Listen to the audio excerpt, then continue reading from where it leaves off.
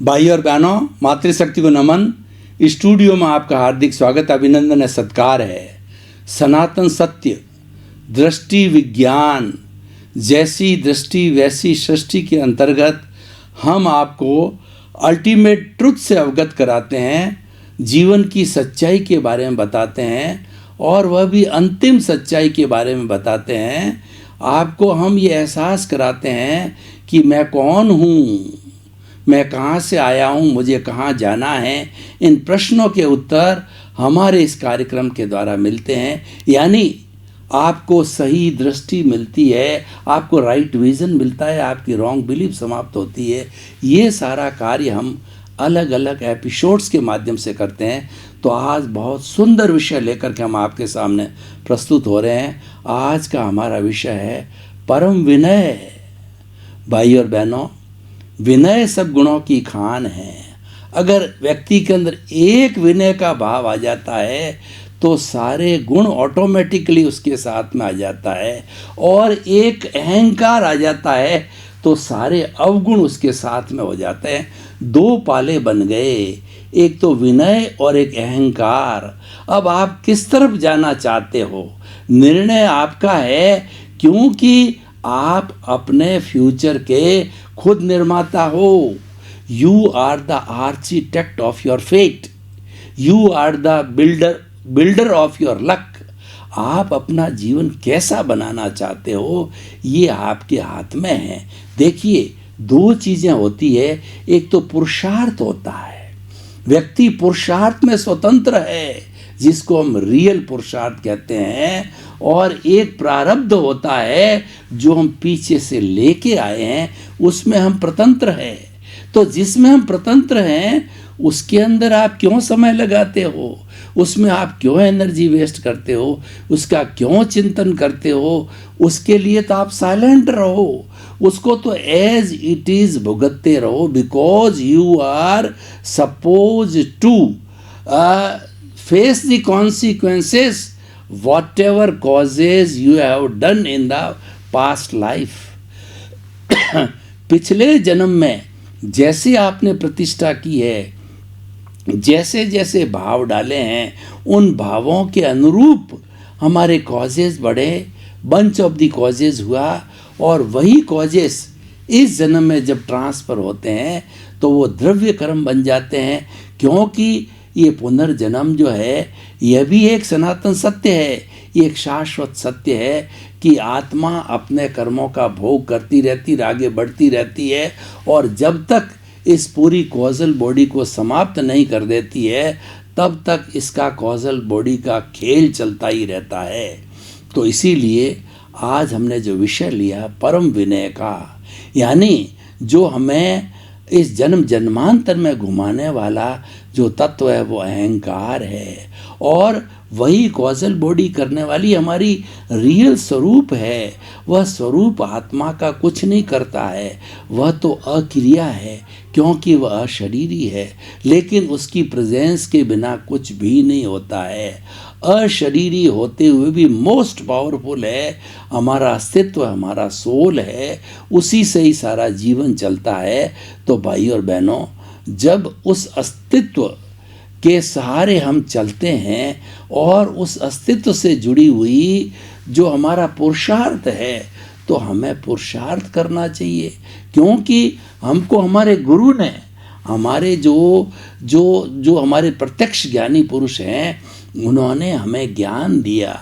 हमारे शुभ कर्मों के उदय से, या हमारे भाग्योदय से, या हमारे जो है वो पुण्योदय से जो है, हमको ऐसे गुरु मिले और ऐसे प्रत्यक्ष ज्ञानी पुरुष मिले कि उन्होंने हमारे अनंतानुमंदी को समाप्त करके हमको सम्यक दर्शन दिया, हमको ज्ञान दिया, और वो ज्ञान प्राप्त होने के बाद हमारी मुक्ति की नींव लगती है और हम स्नेह स्नेह आगे बढ़ते हैं। तो नींव लगाने के बाद पुरुषार्थ हमको करना पड़ेगा।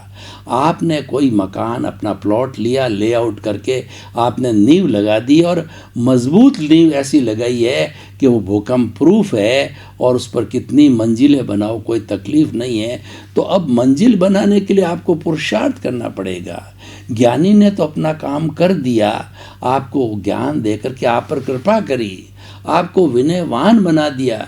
ज्ञान देने का अर्थ ये होता है आप में विनय का बीजारोपण कर दिया, विनय गुण का। क्योंकि पहले जो लाइव अहंकार था, जो कि आपको विनयशील होने नहीं दे रहा था, वो गुरु ने कर दिया। तो आपको जब इतना सहयोग मिल गया, अब इस विनय को डेवलप कीजिए। तो जो व्यक्ति विनयशील होता है और विनय को अपने जीवन का एक लक्ष्य बना देता है और उसके साथ साथ के अंदर जीवन में विनयशीलता रखता है, उसको कहीं पे कोई कष्ट नहीं आता है, उसके सारे मित्र हो जाते हैं, उसका कोई दुश्मन नहीं है। जो विनयशील होता है वो मनुष्यों की बात क्या कहें, पशुओं की बात की जाए, पेड़ पौधों की बात की जाए, सभी उसको पसंद करते हैं। देखिए भगवान महावीर परम विनय की प्रकाष्ठा थे, वो भगवान के स्वरूप थे। उन्होंने वो अहंकार को जीत लिया था, वो अहंकार विजेता थे, वो निरंकारी थे। यानी उन्होंने कषाय विजय करके क्षीण मोह करके केवल ज्ञान को प्राप्त कर लिया था। और केवल ज्ञान को प्राप्त करके वो औदारिक शरीर के रूप में स्वयं भगवान बन गए थे। तो उन्होंने 30 बरस तक समोषण रचा, 30 बरस तक जो है वो जगत कल्याण किया। और वो विनय की पराकाष्ठा थे। उनके विनय की पराकाष्ठा से क्या था कि जब वो कभी प्रवचन देते थे, उसके अंदर नरक के जीव तो आ नहीं सकते, देव गति, मनुष्य गति और तिर्यंच गति, पशु पक्षी भी आकर के भगवान की जो है वाणी सुनना करते थे, क्योंकि वो पंचेंद्रिय हैं, वो भी श्रावक हो सकते थे।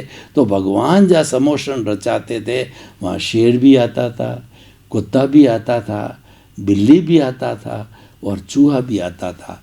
देखिए एक दूसरे का भक्षण करने वाले हैं, एक दूसरे के शत्रु है। शेर के सामने कुत्ता आ जाता है तो वह उसका शिकारी हो गया शेर, और कुत्ते के सामने बिल्ली आ गई तो बिल्ली जो है उसका जो विरोधी हो गया, बिल्ली के सामने चूहा आ गया। एक दूसरे को खाने वाले थे। वो भगवान के उपस्थिति में आने से वो स्वयं विनयशील हो जाते हैं, अपनी शत्रुता को भूल जाते हैं। इतना भगवान का अतिशय होता है। उनके जो है वो जो केवल ज्ञान का इतना प्रभाव होता है, उनकी विनयशीलता का इतना प्रभाव होता है। इसलिए भाई और बहनों, आप हमेशा विनयशीलता का गुण बनाओ। चाहे अध्यापक है, चाहे टीचर है, चाहे गृहिणी है, चाहे किसी वर्ग का व्यक्ति है, जो विनयशील होता है लोग पसंद करते हैं कि ये व्यक्ति हमारे साथ रहे, ये व्यक्ति हमारे साथ वार्तालाप करे और ये हमको कुछ ज्ञान प्रदान करे। क्योंकि विनयशीलता जो आती है वह हमारे भीतरी जगत से आती है। विनयशीलता हमारे भावात्मक विकास से आती है। जब हमारे इमोशनल क्वोशंट यानी क्रोध, मान, माया, लोभ शांत होते हैं, जब विनयशीलता आती है। और जिस व्यक्ति के क्रोध, मान, माया, लोभ बहुत उग्र होते हैं, वह विनयशील नहीं हो सकता। 3 तरह के लोग होते हैं।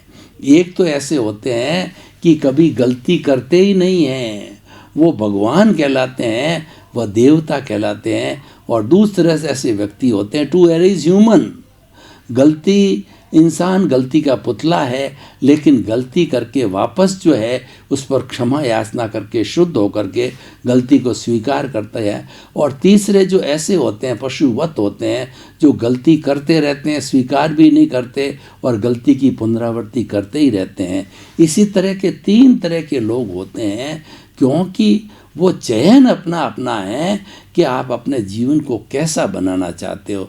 लेकिन हम आपको जो संस्कार देते हैं, परम विनय का संस्कार देते हैं कि आप किसी ज्ञानी पुरुष के पास में जाओ तो परम विनय लेकर के जाओ कि हे ज्ञानी पुरुष जो है, मैं परम विनय से मूढ़ हूँ, अज्ञानी हूँ, कुछ नहीं जानता, खाली घड़े की तरह जाओ।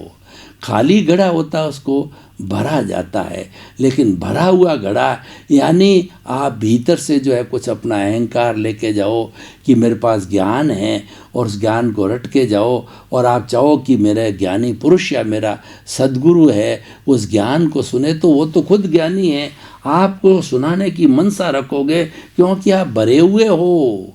तो जब सुनाने की मनसा रखोगे तो सुनोगे क्या?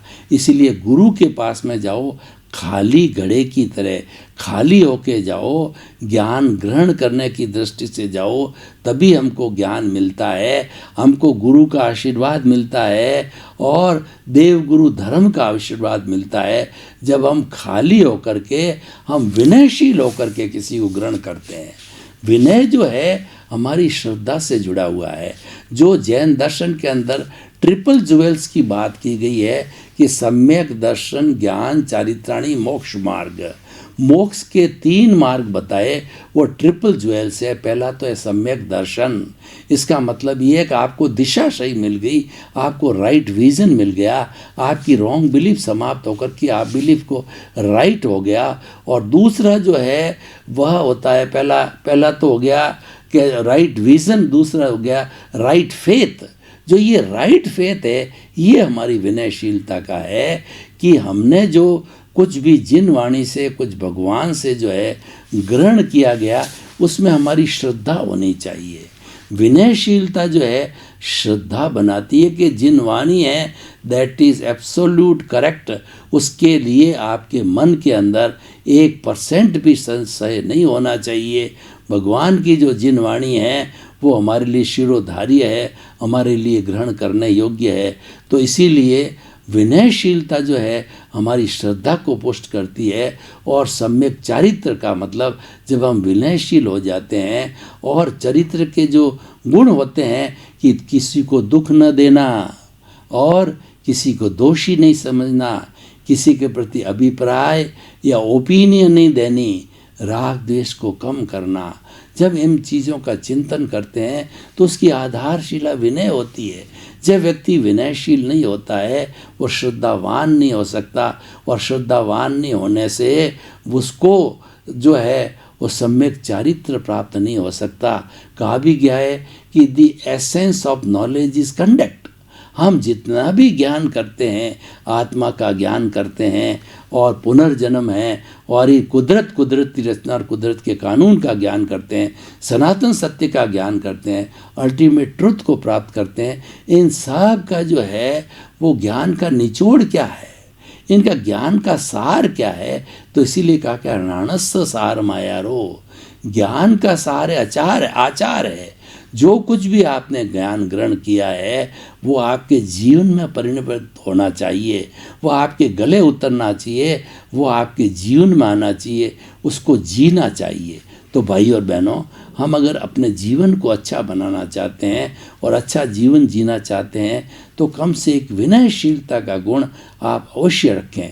विनयशीलता रखने वाला व्यक्ति जो है वह किसी से लड़ाई झगड़ा नहीं करेगा, किसी से शोषण नहीं करेगा और हर एक की बात को आग्रहीनता से जो है वो सुनेगा। आग्रहीन गहन चिंतन का द्वार हमेशा खुला रहे। यानी हमारा जो चिंतन होगा वो आग्रहीन हो जाएगा। आग्रहीन कब चिंतन होता है? जब भीतर विनय का भाव आता है। विनय समता से जुड़ी हुई है, समता और विनय एक ही है। बिना विनय के समता के भाव नहीं आते हैं और समता भाव बिना विनय नहीं आता है। समता भाव किसे कहते हैं? कि सुख दुख को एक जैसा समझना और आपका जो है वह तिरस्कार सम्मान, सुख दुख, लाभ हानि, संयोग वियोग, सभी इन द्वैत के अंदर अपने आप को एक समान रखना, सम रखना, ये विनयशीलता है। और सम रखना बहुत बड़ी तपस्या है। जो समभाव वाला व्यक्ति है उसके निर्जरा होती रहती है, क्योंकि समभाव से जुड़ा हुआ संवर होता है और उस संवर से निर्जरा होती ही है। तो इसीलिए संभाव है हमारा एक ऐसा कहना चाहिए, एक ऐसा पथ है कि जिसके साथ रह कर के हम अपना गंतव्य जो मुक्ति का है उसको आराम से प्राप्त कर सकते हैं। हम समता भाव रूपी नैया में बैठ कर के अपने गंतव्य को आराम से पार कर सकते हैं। और इसीलिए हमें उस समता भाव से जुड़ी हुई विनयशीलता को रखिए, विनयशील बनिए। अब मैं आपको कुछ उदाहरण बताना चाहता हूँ, उससे आपको स्पष्ट हो जाएगा कि विनयशीलता के कितने अच्छे परिणाम आते हैं। उदाहरण के तौर पे देखिए कि बहुत बड़ा प्रशासक है, कलेक्टर है, मंत्री है, मुख्यमंत्री, प्रधानमंत्री है, तो वो जनता की भलाई के लिए होता है और जनता ने अपना ग्रुप बना करके प्रशासक के पास में आए और प्रशासक को अपनी जो कठिनाई है, अपनी जो डेवलपमेंट विकास की कठिनाई है, जिसके लिए चुन करके वो उसको भेजा गया था, मंत्री जी को, एमएलए एमपी को, उसको अपनी व्यथा सुनाते हैं कि भाई हमने आपको जो चुन करके इसीलिए भेजा कि हमारे कष्ट या तकलीफ उसका निवारण करो। तो वो सारी प्रस्तुति लेजिटिमेट तरीके से विवरणवार जो है उस के प्रति चुनिंदा व्यक्ति के सामने प्रकट करते हैं। तो उस व्यक्ति में अगर विनयशीलता का गुण है तो सामने वाले पब्लिक की बात को गहराई से सुनेंगे। क्यों सुनेंगे? कि उसकी ड्यूटी है, उसको चुन करके उन्होंने ही भेजा है, अपना प्रतिनिधि बना करके भेजा है, तो उसको सुनना लाजमी है और सुनना भी चाहिए। विनयशील उनकी हर बात को सुनेगा। अब उसका विरोधी उग्रवादी है तो वो क्या करेगा? जब जनता इकट्ठी हो जाएगी तो कोशिश करेगा कि मैं इससे न मिलूं, उनको वहाँ से हटाने की कोशिश करेगा। और उस पर भी अगर इसका जोर नहीं पड़ेगा तो वो जो ही जनता आई तो वो कहने अपनी कोशिश, अपनी तकलीफ़ को सामने रखा तो वह उलझुल जवाब देगा कि मैं क्या कर सकता हूँ, ये तो सरकारी तंत्र है, सरकार की व्यवस्था अपने हिसाब से चलेगी और ये हम ठीक कर रहे हैं, वो कार्य आपका हो जाएगा। तो ये क्या है कि थोड़ा उलझुल तरीके से जो है जवाब देता है, ये अहंकार की दृष्टि है। और विनयशील होगा, बड़ी पोलाइटली बात करेंगे कि आपकी समस्या जायज़ है और वो तुरंत उसका एक्शन प्लान बनाएगा कि हम इसको इस तरीके से, वो अपना अधीनस्थ लोगों को उनके सामने ही बुलाएगा, डिस्कस करेगा कि समस्या का समाधान बताओ। तो समाधान का तरीका बताते हैं तो वो पब्लिक को बताता है कि समाधान का ये तरीका है और हम इसको इम्प्लीमेंट करने जा रहे हैं, यानी उनको संतुष्ट करके भेजेगा। क्योंकि ये क्यों हुआ? ये विनयशीलता के गुण हैं। अगर हमारे परिवार के अंदर अगर पिता का पुत्र जो है वो विनयशील है तो वो पिता को बड़ा सुख पहुंचाएगा, माता को सुख पहुंचाएगा। और उदंड व्यक्ति है, माता पिता को गाली बोलेगा। और ऐसे उदंड संतान भी होते हैं तो कई बार माता पिता को पीट भी देते हैं। यानी माता पिता को चित्त समाधि पहुंचाने वाला जो है उसकी संतान है, विनयशील है और उनको तकलीफ़ में डालने वाला, उनको टेंशन में डालने वाला, उनकी समाधि को डिस्टर्ब करने वाला जो व्यक्ति है वह अहंकारी है, वह क्रोधी है, वह विनयशील नहीं है। तो भाई और बहनों देखिए, अब हमने आपको एक विधा बताई है, इस विधा पे चलना आपका जो है कर्तव्य है। क्योंकि अपने मरे बिना स्वर्ग नहीं है। मैं स्वर्ग जाना चाहता हूँ तो मुझे मरना पड़ेगा, तो इसीलिए उसके बाद ही स्वर्ग मिलेगा। तो इसीलिए आप कोई निष्पत्ति चाहते हो तो उसके जीवन में उतारो। मैं आपको उदाहरण देना चाहता हूँ कि डॉक्टर ने हमारे दर्द को रिलीफ देने के लिए हमको मेडिसिन लिख दी, हमको टैबलेट लिख दी, लेकिन वो टैबलेट जो है जब तक हम जो है पानी के साथ के अंदर अपने पेट पे नहीं डालेंगे, पेट में नहीं डालेंगे और टैबलेट उस स्थान तक नहीं पहुंचेगी जहाँ दर्द है, तो दर्द कैसे ठीक होगा? लेने से ही ठीक होगा।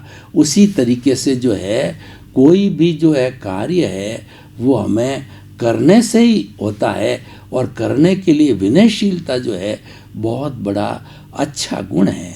विनयशील रहने वाला व्यक्ति स्वयं कठिनाइयों से उबर जाता है और लोगों भी कठिनाइयों से जो है वो उनको अलग कर देता है। क्योंकि विनयशीलता के अंदर अहंकार नहीं होता है, विनयशीलता के अंदर समर्पण का भाव होता है, विनयशीलता के अंदर हम दूसरे के अस्तित्व को स्वीकार करते हैं, किसी के अस्तित्व को झुठलाते नहीं हैं। विनयशीलता जो है वह सॉल्यूशन ओरिएंटेड है, उसमें हम कोई न कोई हल निकालने की बात करते हैं। और विनयशीलता वाला व्यक्ति होता है उसको किसी बात का क्या नुकसान, क्योंकि वह तो सत्य के पक्ष में होता है, वो अच्छा करने के पक्ष में होता है। और विनयशील व्यक्ति को जब कोई भी बात बताई जाती है तो वो हमेशा पॉजिटिव वे में लेता है। तो विनयशीलता एक सकारात्मक विचारों का जो है माध्यम है, और जिसके विचार सकारात्मक होते हैं, पॉजिटिव थिंकिंग होता है, वही व्यक्ति जो है विनयशील हो सकता है। इसका कहने का अर्थ हुआ कि विनयशील एक ऐसा गुण है जिसका संबंध सभी गुणों से है, और अहंकार एक ऐसा दुर्जन है कि इसका जो है तोड़ कहिए, इसका संबंध कहिए कई अवगुणों के कारण है। जैसे कि हम राम और जो है रावण दोनों का तुलनात्मक अध्ययन करते हैं तो राम का जीवन विनयशीलता का जीवन था। राम न्याय के पक्ष में थे, धर्म के पक्ष में थे। जो उदंडता करने वाली आसुरी प्रवृत्ति थी उनका खात्मा भी किया और उनको सबक भी सिखाया, क्योंकि आसुरी प्रवृत्ति है वो अहंकारी होती है। और अहंकार के कारण जो सज्जन व्यक्ति होते हैं, जो साधु सन्यासी महर्षि होते हैं, जो कि हमारे समाज को ज्ञान देते हैं, हमारे समाज को अच्छा बनाते हैं, समाज के अंदर एक परम विनय का वातावरण पैदा करते हैं, उनको कष्ट देने वाला जो है वो राक्षस युग होता है, राक्षस होता है। तो जो है रावण ने इसके विरुद्ध अहंकार रूपी था, वो हमेशा अहंकार करता था। और राम जी जो है भगवान राम है वो अहंकार शून्य से विनयशील थे। इस कारण से उनके हाथों जो है रावण का वध हुआ, यानी अधर्म पे धर्म की विजय हुई और बुराई पे अच्छाई की विजय हुई और अहंकार पर विनय की विजय हुई।